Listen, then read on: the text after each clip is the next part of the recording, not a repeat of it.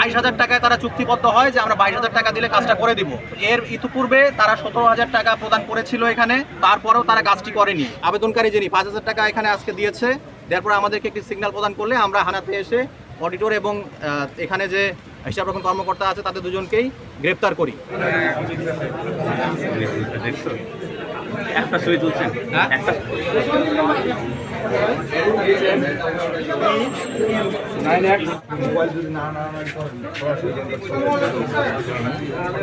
ঠাকুরগাঁয়ের হরিপুর উপজেলায় আজকে আমরা একটি ট্রাপ পরিচালনা করেছি, একটি বাদ মামলা পরিচালনা করেছি।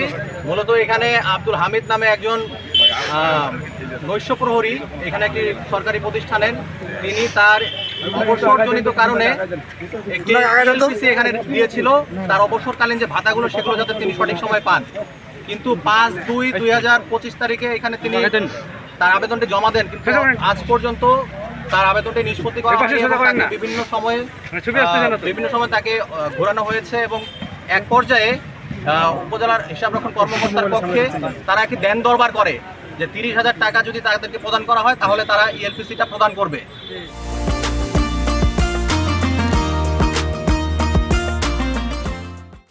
তো অনেক বার্গেনিং করার পরে সেখানে 22,000 টাকায় তারা চুক্তিবদ্ধ হয় যে আমরা 22,000 টাকা দিলে কাজটা করে দিব।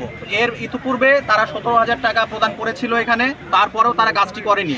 বাকি 5,000 টাকা পরিশোধ না করলে কাজটি করবে না, এভাবে তাদেরকে জানানো হয়। তো আজকে 13 তারিখে আমরা অভিযোগটি পাই।